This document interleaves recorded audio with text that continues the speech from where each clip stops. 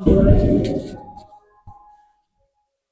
Friends, कैसे हो आप सब मेरे भाइयों एवं बहनों। आई होप आप सब ठीक ही होंगे।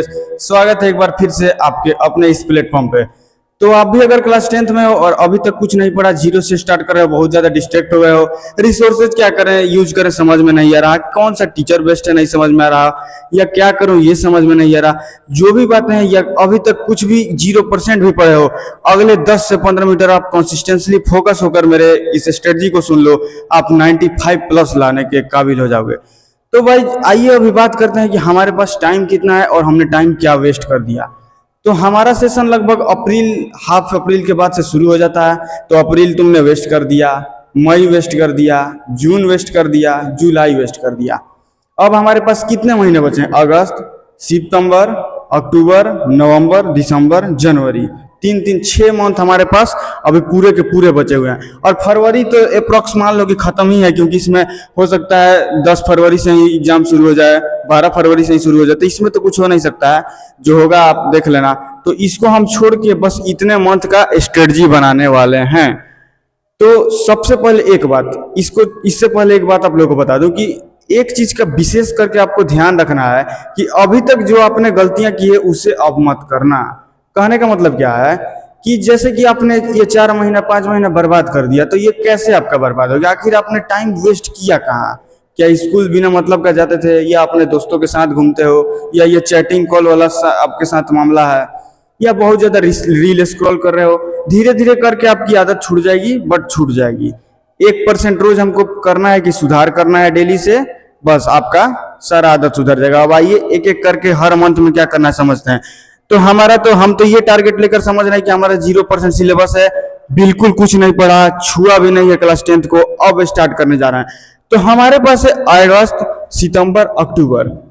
देखो रियलिटी को देखो, समझो क्या है कि कहने को सब लोग, कुछ लोग बोलते हैं 2 महीना में सिलेबस खत्म हो जाएगा, कोई बोलता है 1 महीना में हो जाएगा, कुछ लोग 6 महीना में खत्म करते हैं।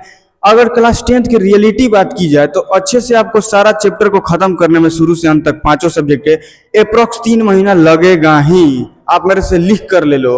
अगर आप ऊपर ऊपर करना है तब तो आपके लिए एक दिन भी काफी है। रातों रात पढ़ के एग्जाम में लोग 45% 60% पास हो जाता है। तो इसलिए आप ये जो महीना है आपका अगस्त, सितंबर, अक्टूबर, इन 3 महीने में हमको 0 से लेकर अपना सिलेबस को खत्म करना है। हाँ, हमको टारगेट रखना है कि अगस्त तक हमको सिलेबस कंप्लीट कर देना है। अगस्त, सितंबर, अक्टूबर, इसमें हमको सिलेबस खत्म कर लेना है, प्लस एक बार रिवीजन हो जाना चाहिए। एक बार रिवीजन से क्या मतलब है? जैसे कि मान लो आपने आज लाइव प्रोसेस स्टार्ट किया, उसको पढ़ा, पढ़ते गए, अगले दिन क्या करना है? जितना पढ़ा पहले उसको रिवाइज कर लो कल वाले को, और फिर आगे पढ़ो। ऐसे करके आपका रिवीजन भी होते जाएगा। और एक वीकली टारगेट रखो, जैसे संडे को क्या करो कि हाफ संडे रिवीजन के नाम, हाफ संडे आप जितना मतलब कि वीक में पढ़े हुए हो सारे को लो, एक बार बैठो रिवाइज करके रख दो, बस उसके बाद हो गया। ज्यादा ये नहीं कि एक चैप्टर लेकर बैठ गए तो 2 दिन रिवीजन ही करते रह गए। और रिवीजन का सबसे बेस्ट स्ट्रेटजी क्या रहेगा? जैसे कि आपके टीचर्स कुछ क्वेश्चन करवाए, या आप एनसीईआरटी सॉल्व कर रहे हो, उसमें कोई ऐसा क्वेश्चन होता है जो कि आपको देखते ही बहुत डर लगता है या भारी सा लगता है, वो आपसे फर्स्ट टाइम में सॉल्व ही नहीं हो पाता, आप उस अप्रोच तक नहीं जा पाते हो। तो उसमें आप स्टार मार्किंग कर लो, डबल स्टार, सिंगल स्टार, जैसा भी आपको ठीक लगे आप वहां मार्किंग कर लो। इससे होगा ये कि जब भी रिवीजन के आप करने आओगे तो आप सिर्फ उन क्वेश्चंस को ही कर लेना। बेकार का, मान लो कि 100 क्वेश्चन है और आपका 10 दिन बाद एग्जाम है, तो आप 100 क्वेश्चन को तो दोबारा सॉल्व करोगे नहीं। तो इसलिए जो आपके सिलेक्टेड क्वेश्चन होंगे उनको ही सॉल्व करना, ये आपके लिए सबसे बेस्ट रहेगा। इसलिए आप स्टार मार्क कर करके पढ़ो। तो अगस्त, सितंबर, अक्टूबर में हमको अपना सिलेबस 0 से लेके लास्ट तक खत्म कर लेना है। अब इसको खत्म करने के लिए स्ट्रेटजी हमको क्या फॉलो करना है? सबसे पहले आपको करना क्या है? Do this, fix your teachers and resources.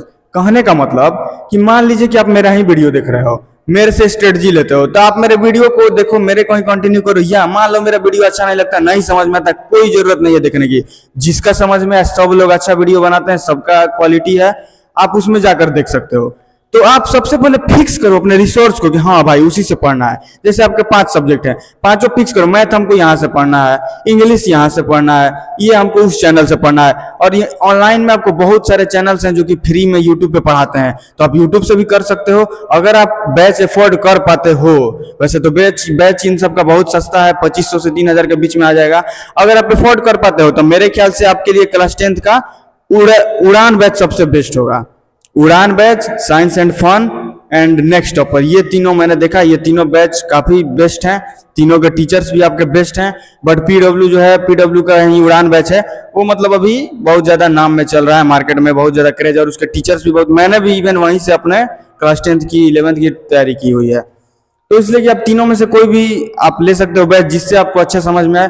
और ऑनलाइन में भी बहुत सारे टीचर हैं जो कि अब जैसे कुछ टीचर होते हैं सिर्फ मैथ पढ़ाते हैं, सिर्फ हिंदी पढ़ाते हैं, सिर्फ इंग्लिश पढ़ाते हैं, तो आपको जिस टीचर से जैसा समझ में आता है उसको सिलेक्ट कर लो। हाँ, बट सिलेक्ट करने के बाद अब डाइवर्ट नहीं होना है। अब पता चला इसका एक वीडियो देख लिया, फिर चले गए उसका देख लिया, फाइनल करो, 2 दिन देख लो, 10 उसका 1-2 लेक्चर को अच्छे से एनालाइज करो, उसके बाद ही फाइनल करो। बट जब फाइनल कर लिया तो कर लिया, उसे ब्लाइंडली फॉलो करो, वो जो टीचर बोले उसको सुनो और सॉल्व करो। अब आपको करना क्या है, इस 3th मंथ में आपको चैप्टर को कैसे कंप्लीट करना है।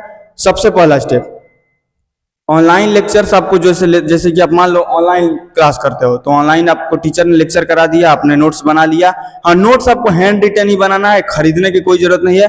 खरीदा हुआ नोट्स को तुम रद्दी में बेचोगे, कोई काम नहीं आने वाला, आपके अपने नोट्स ही आपके काम आएंगे। तो आपको सबसे पहले टीचर लेक्चर समझा दिया, अच्छे से एनालाइज करके लेक्चर को समझना है और नोट्स बनाना है। नोट्स बनाने के बाद आपको टीचर डीपीपी देते हैं या अपनी सीट देते हैं, कोचिंग की सीट देते हैं, तो वो डीपीपी और सीट को सॉल्व करना है। उसके बाद बात आती है कि रिसोर्सेज कौन सा यूज करें, मतलब इसके अलावा भी कुछ करना है। तो हाँ, एनसीईआरटी आपका जो है बेस है, एनसीईआरटी आपका बेस है। अब क्या है कि देखिए, अब जैसे टीचर आपका चैप्टर खत्म कर दिए, आप एनसीईआरटी को लाइन बाय लाइन पढ़ लो और खत्म करो, एक एक चीज को एनालाइज करो, जो नहीं समझ में हाईलाइटर का यूज करो, जैसे कोई पॉइंट बहुत ज्यादा इंपॉर्टेंट है उसे हाईलाइट कर लो। ऐसे करके आपको क्या होगा कि रिवीजन के टाइम में भी बहुत फायदा होगा। और मतलब कि एनसीईआरटी को आपको लाइन बाय लाइन एकदम कॉन्सेप्ट को उसको रट जाना है। इसके अलावा क्या होता है कि एनसीईआरटी में कुछ थ्योरी तो मतलब इनफ है, बट उसमें क्वेश्चन प्रैक्टिस कम है। तो इसके अलावा आपको क्या कोई रेफरेंस बुक लेने की जरूरत है, तो मैं तो बोलूंगा रेफरेंस बुक लेने की आपको कोई भी जरूरत नहीं है। आप क्या कर सकते हो, इसके साथ सिर्फ एक क्वेश्चन बैंक ले सकते हो। अब क्वेश्चन बैंक में भी कई तरह के मार्केट में क्वेश्चन बैंक आए हैं, हर पब्लिकेशन आपका अपना लॉन्च करता है, हर कोचिंग वाले लॉन्च करते हैं। मेरे ख्याल से सबसे अच्छा मुझे 2 ही क्वेश्चन बैंक लगा। सबसे पहला तो होगा ओसवाल, क्योंकि ओसवाल में क्या है कि आपको इनफ क्वेश्चन है, और अब जो नई एडिशन ओसवाल आई है उसमें आपको माइंड मैप्स भी दिए गए हैं। अलग से एक पतली सी सीट आ रही है, उसमें आपको एक पन्ने में एक चैप्टर को खत्म कर दिया, उसको अलग से खरीदने की अब जरूरत नहीं है। और उसमें क्या है कि प्रीवियस 10 ईयर के क्वेश्चन भी दे रहे हैं, मतलब ये जो मोटी वाली बुक हम लोग PYQ लेते हैं 10 ईयर, वो भी लेने की कोई जरूरत नहीं है। सिर्फ एक लौटा आप एनसीईआरटी के साथ तो सवाल के क्वेश्चन बैंक लगा लो, ये आपको इनफ है। अगर उस सवाल का क्वेश्चन बैंक को अफोर्ड नहीं कर पा रहे हो या आपको उसकी लैंग्वेज थोड़ी फास्ट लग रही है, तो अभी साइंस एंड फन चैनल वालों ने एक निकाला है विनर सीरीज। ये विनर सीरीज आप ले सकते हो, इसमें भी आपको माइंड में पूरा फ्री मिलेगा, और ये काफी बुक सस्ती भी है, और इसका भी क्वालिटी पूरा, इसमें भी क्वेश्चन इनफ है, और उस सवाल से क्वेश्चन कम भी है। अगर आपको लगता है कि आप उतना नहीं लगा पाओगे या आपके पास टाइम नहीं है, ये मेरी वीडियो को 2 महीने बाद देख रहे हो, तो आप विनर सीरीज के साथ जा सकते हो। ये ओसवाल और एक विनर सीरीज, दोनों में से आपकी चॉइस है, जो भी आप ले लो। एनसीईआरटी के अलावा ये इनफ है। अगर किसी ने रेफरेंस बुक पहले से ले लिया है तो आपको क्वेश्चन बैंक लेने की कोई जरूरत नहीं है, आप अपना रेफरेंस बुक से ही करो। जैसे कि मैथ में कुछ लोग RS अग्रवाल, RD शर्मा ले लेते हैं, PCM के लिए, PCB के लिए ले लेते हैं एशियंत के बुक को, इंग्लिश के लिए एग्जाम आइडिया ले लेते हैं। तो अगर आप ऐसा कुछ लिए हुए हो तो आपको क्वेश्चन बैंक लेने की कोई जरूरत नहीं है। अगर नहीं लिए तो मेरी सलाह है कि मत लो, तुम बेकार में बस रखे रहेगा, तुम पढ़ने वाले नहीं हो, उसका जरूरत भी नहीं है, तुम्हारे टीचर्स तुमको इनफ दे देते हैं कंटेंट। क्वेश्चन बैंक के साथ जा सकते हो। अब देखिए हमको करना क्या है। अब बहुत सारे लड़के बोलेंगे कि भैया उतने महीने में तो कुछ नहीं कर पाइए, 3 महीने में सिलेबस कैसे कंप्लीट कर लेंगे। तो देखो, कंप्लीट जरूर कर पाओगे, तुमको सबसे पहले कंसिस्टेंट होना पड़ेगा, डिसिप्लिन में रहना पड़ेगा। मोटिवेशन, अब मोटिवेशन तुम कितने देर मोटिवेट रहोगे। मान लो मैंने अभी 10 मिनट का मोटिवेशन दे दूं, तुम मोटिवेशन सुनोगे, उस दिन लगेगा जाओगे 15 hour study routine, daily challenge, no one day skip, जाकर चिपका दिया। 2 दिन बाद कह रहे साला कौन पढ़ता है, छोड़ो, हो जाएगा हो जाएगा। तो इसमें भी क्या होता है कि दो तरह के स्टूडेंट होते हैं। अब मेरी वीडियो देखने के बाद दो तरह के स्टूडेंट आएंगे। एक आएंगे जो बोलेंगे अरे लास्ट में लपेट देंगे, छोड़ो कुछ नहीं होता है ये सब। और एक आएंगे जो कहेंगे नहीं नहीं अब से तो करना पड़ेगा, अब तक हमने जो टाइम वेस्ट किया अब से भी करना पड़ेगा। मान लो तुम अभी से नहीं कर रहे हो, 10-15 दिन बाद से ही करो, बट जब से भी करो कंसिस्टेंट और डिसिप्लिन होके करो। अब बहुत सारे तुम लोगों की दिक्कत क्या है ना कि जैसे मान लो तुम 10 दिन रूटीन फॉलो किए, 11वां दिन क्या हुआ, किसी रीजन वश या किसी इमरजेंसी की वजह से तुम कहीं चले गए। अब तुम्हारा 8 घंटा का स्टडी रूटीन है, तुम उस दिन 5 घंटा वेस्ट कर दिए, तुम्हारे पास बचा है 3 घंटा। अब तुम लोग का माइंड सेट क्या बोलता है कि छोड़ो आज रहने दो, अब कल से करते हैं भाई, आज क्या ही हो जाएगा, एक दिन स्किप कर दिए तो। और यहीं पे जो टॉपर्स होते हैं या जो जीनियस बच्चे कहे जाते हैं वो क्या करते हैं, उस 3 घंटे में ही पढ़ेंगे। माना कि 8 घंटे नहीं पढ़ा लेकिन 3 घंटे ही पढ़े, बट पढ़ना है। 3 घंटे नहीं पढ़े, 2 घंटे पढ़े, 1 घंटे पढ़े, एक भी दिन स्किप नहीं होने देना है विदाउट वैलिड रीजन। समझे तुम? इस बात का विशेष ध्यान रखना है। और दूसरी बात, एक्शन वर्सेस प्लानिंग। इसका मतलब है कि कुछ बच्चे, एक्शन वर्सेस प्लानिंग से क्या मतलब, एक बच्चा होता है जो सिर्फ प्लानिंग ही बनाता है और दूसरा होता है जो कि प्लानिंग कम बनाता है, काम ज्यादा करता है। अब प्लानिंग बना रहे हैं क्या, जैसे मेरी वीडियो देख लिए, हो सकता है कि तुमको 1 घंटे भी बैठ के पढ़ नहीं पा रहे हो, अब पढ़ने लगोगे, बट हो सकता है अभी तक तुम 1 घंटा भी पढ़ने के लायक नहीं हो, मतलब कि तुम्हारी आदत नहीं बनी हुई है, कहने का मतलब ये है। और गया 15 hour study routine, daily challenge, ये वो फलाना ढिमकाना, मतलब एकदम लिस्ट बना दिया, no mobile, no free fire, no game, सब कर दिया। और पता चला 3 दिन बाद फिर वही स्थिति आ गई जो पहले वाली थी। तो इसलिए लंबा लंबा टाइम टेबल, बड़े बड़े प्लानिंग करने से कुछ नहीं होता है। आप क्या करो कि जैसे सो कर उठो, सुबह में तुम उठो, क्या करो, एक पन्ना लो और उसमें क्या क्या लिखना है तुमको कि जैसे 2 लेक्चर आज टीचर के कंप्लीट कर देने हैं, मैं ये डीपीपी सॉल्व कर लूंगा। आप थोड़ा थोड़ा से ही शुरू करो, आप पहले 2 घंटा पढ़ो, 3 घंटा पढ़ो, 4 घंटा पढ़ो। मतलब 1 अगस्त से मैंने बनाया, तुम ट्राई करो कि 15 अगस्त के बाद तक तुम डिसिप्लिन में आ जाओ और एक तुम्हारा टाइम टेबल फिक्स हो जाए। अब बात ये रही, जैसे कि तुम कुछ लोग बोलते हैं, या मैं भी जानता हूँ, बोलता हूँ कि क्लास 10th का सिलेबस भास्ट नहीं है। कहने का मतलब कि तुम 2 महीने बाद भी शुरू करोगे तो खत्म कर सकते हो, बट तुम नहीं कर पाओगे। होता क्या है कि जैसे मेरे पास अभी अगस्त, सितंबर, अक्टूबर टाइम है, ये मेन टाइम है, ठीक है, यही गेम चेंजर मंथ्स है। नवंबर में तुम्हारा फेस्टिवल आने लगेगा, दिवाली आने लगेंगी, छठ आने लगेंगे, उसके बाद तुम्हारा कई कई त्योहार हो जाता है, उसमें तुम बहुत ज्यादा डिस्टर्ब हो गए। लेकिन करना क्या है तुमको कि उस टाइम पे भी डिसिप्लिन में रहना है। हो सकता है कि फेस्टिवल है, चलो 2 घंटा पढ़ रहे हैं, 6 घंटा नहीं पढ़े, दिन भर टाइम पास किए, सबके साथ एंजॉय किए, फेस्टिवल एंजॉय किए, रात को 2 घंटा पढ़ लिए, 1 घंटा ही पढ़े। कंसिस्टेंसी नहीं टूटनी चाहिए। और उस समय तुम्हारा क्या होगा कि कोचिंग वाले और ट्यूशन वाले की भी छुट्टियां रहेंगी, ऑनलाइन बैचेज में भी क्लास 10th वालों की छुट्टियां रहती है, 11th-12th में तो नहीं होते, बट ऑनलाइन 10th वालों को भी छुट्टी 10-15 दिन की दी जाती है। उस समय में तुमको फोकस मेन करना है, तुम्हारा जो बहुत ह्यूज बैकलॉग है बड़े मात्रा पे, उस समय में तुमको अपने बैकलॉग पे बहुत ज्यादा फोकस करना है और कंसिस्टेंट होकर पढ़ना है।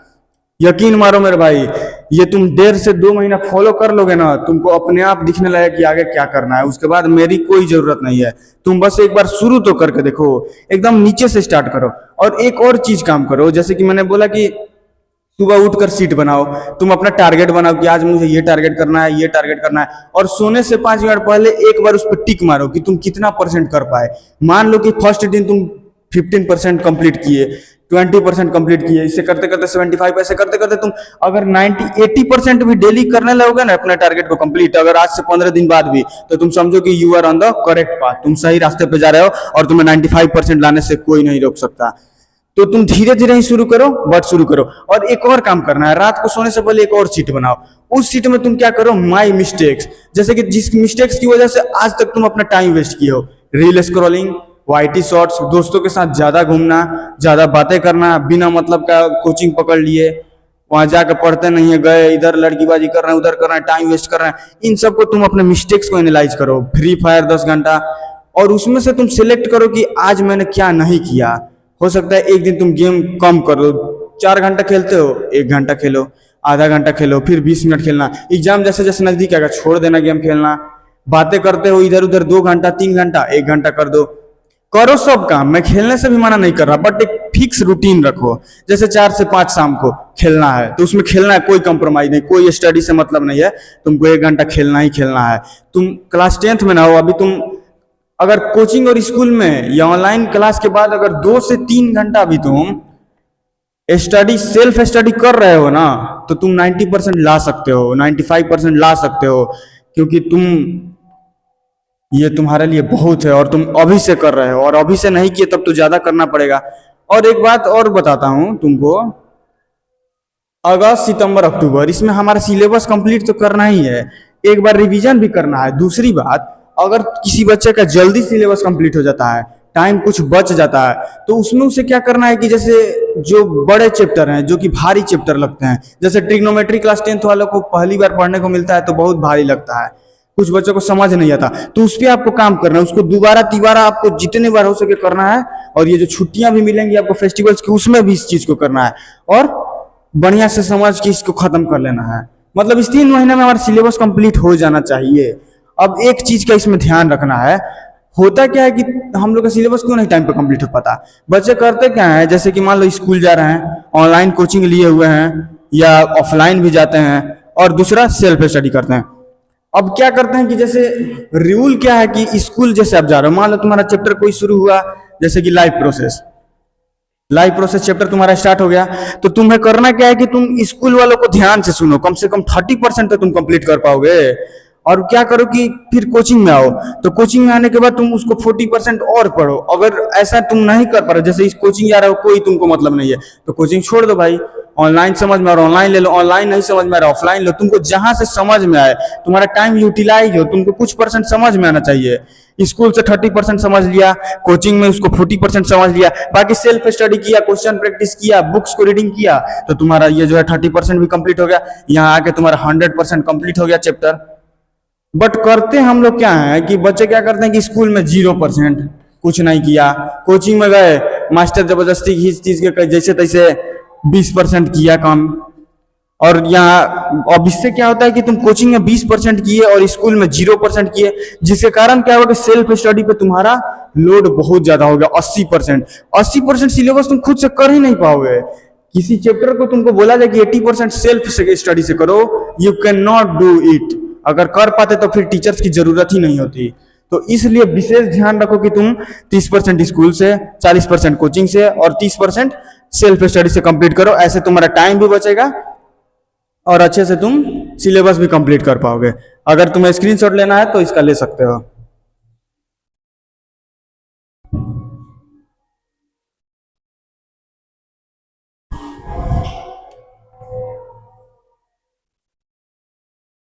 हाँ भाई, स्क्रीनशॉट ले लिया। अब देखो, अब क्या है कि एक चीज का ध्यान रखना है कि तुम्हें डाइवर्ट नहीं होना है, मतलब बहुत सारे रिसोर्स की तरफ नहीं जाना है। तुम्हारे भैया दीदी बहुत टॉपर लोग बोलेंगे कि ये बुक्स लगाओ, ये रेफरेंस बुक लगाओ। लोग, मैं बोल रहा हूँ ना, मेरी रिकमेंडेशन है सिर्फ एनसीईआरटी को लाइन बाय लाइन कर लो, इसके सारे क्वेश्चन लगा लो और ओसवाल के क्वेश्चन बैंक को कर लो। ये तुम्हारे लिए इनफ है, इससे ज्यादा कुछ नहीं करना। इससे ज्यादा एक ही काम करना है कि अपने टीचर्स के लेक्चर्स को अच्छे से सुनना है और अपने नोट्स को हैंड रिटन अच्छे से बनाना है और उसी को बढ़िया से रिवाइज करना है।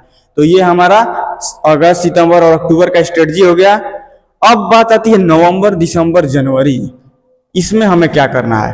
तो अगर अगस्त अक्टूबर तक तुम अपना सिलेबस पूरा कंप्लीटली खत्म कर देते हो, तो तुम नवंबर में रिवीजन शुरू करो लेसन 1 से।